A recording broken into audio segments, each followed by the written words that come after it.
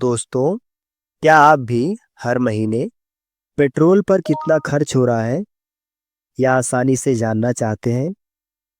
आज मैं आपको एक्सेल में सिर्फ कुछ फार्मूले से पेट्रोल का मंथली खर्च निकालना सिखाऊंगा, जिससे आप अपनी गाड़ी का हर महीने का पेट्रोल खर्च आसानी से ट्रैक कर पाएं।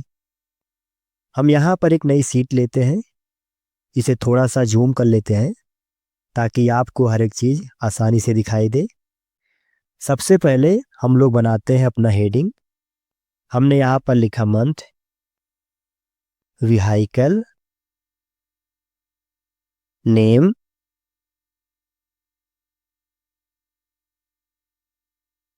Distance travel,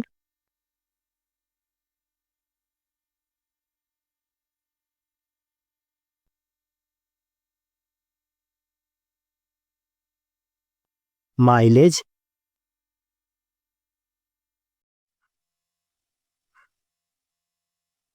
petrol price,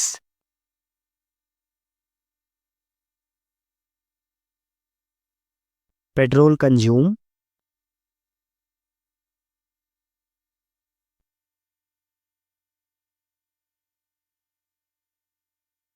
monthly petrol cost.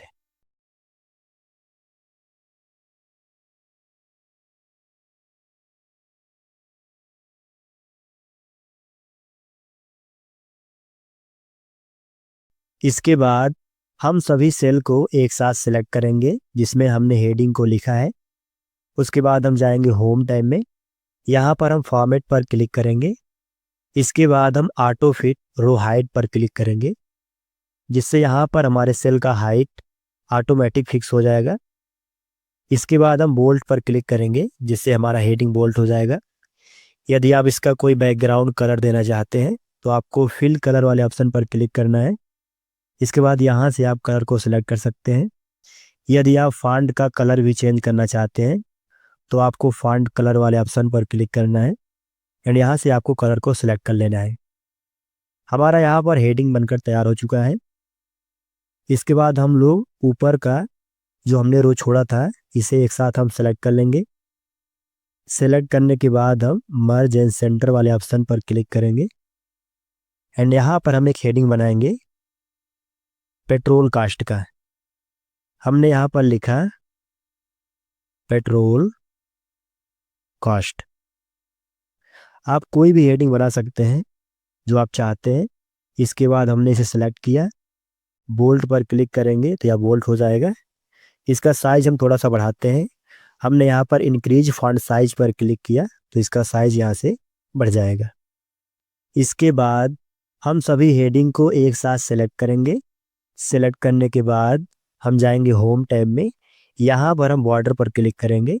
इसके बाद हम ऑल बॉर्डर्स पर क्लिक करेंगे तो हमारे सभी सेल पर बॉर्डर लगकर आ जाएगा। इसके बाद हम लोग सीखते हैं इसमें डेटा एंट्री कैसे करना है। यहाँ पर मंथ, आपको मंथ का नाम डालना है। हमने यहाँ पर डाला मार्च।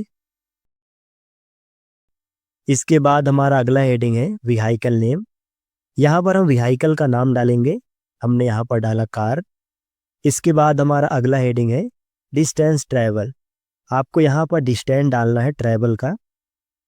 जैसे यदि हम लखनऊ से दिल्ली तक का ट्रैवल करते हैं तो उसके बीच कितना डिस्टेंस है हमको यहाँ पर डालना है। हमने यहाँ पर डाला 554 किलोमीटर। इसके बाद हमारा अगला हेडिंग है माइलेज किलोमीटर पर लीटर। आपकी गाड़ी कितने का माइलेज देती है आपको यहाँ पर डालना है। हमने यहाँ पर डाला 15। इसके बाद हमारा अगला हेडिंग है पेट्रोल प्राइस का। आपको यहाँ पर पेट्रोल का प्राइस डालना है प्रति लीटर, तो यहाँ पर हम डालते हैं 105। इसके बाद हमारा अगला हेडिंग है पेट्रोल कंज्यूम का। हमें लखनऊ से दिल्ली तक का ट्रैवल करने के लिए कितना पेट्रोल की ज़रूरत पड़ेगी हम लोग यहाँ पर निकालने वाले हैं। हम यहाँ पर एक फार्मूला टाइप करेंगे, equal distance travel divide by mileage. इस तरह से आपको सेलेक्ट करना है। इसके बाद हम इंटर प्रेस करेंगे। हमारा यहाँ पर पेट्रोल कंज्यूम निकल कर आ चुका है। 36 लीटर पेट्रोल लगेगा लखनऊ से दिल्ली तक का ट्रेवल करने के लिए। इसके बाद हमारा अगला हेडिंग है मंथली पेट्रोल कास्ट। हम लोग यहाँ पर पेट्रोल का कास्ट निकालने वाले हैं। इसके लिए हम यहाँ पर एक फार्मूला टाइप करेंगे, equal petrol price multiply petrol consume. इसके बाद हम इंटर प्रेस करेंगे। हमारा यहाँ पर पेट्रोल कास्ट निकल कर आ चुका है।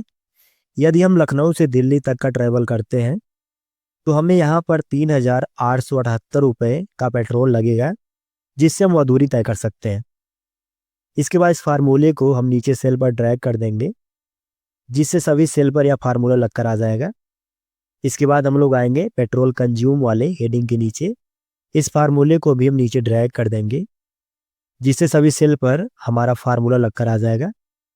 अभी आप यहाँ पर देख सकते हैं हमारे पास एक एरर आ रहा है #div का, क्योंकि हम लोगों ने अभी यहाँ पर कोई एंट्री नहीं किया है और फार्मूला पहले ही लगा दिया है। अगर आप यहाँ पर 0 लिखना चाहते हैं तो आपको फार्मूले में थोड़ा सा चेंज करना होगा। तो इस पर डबल क्लिक करते हैं और इक्वल के जस्ट बाद आते हैं।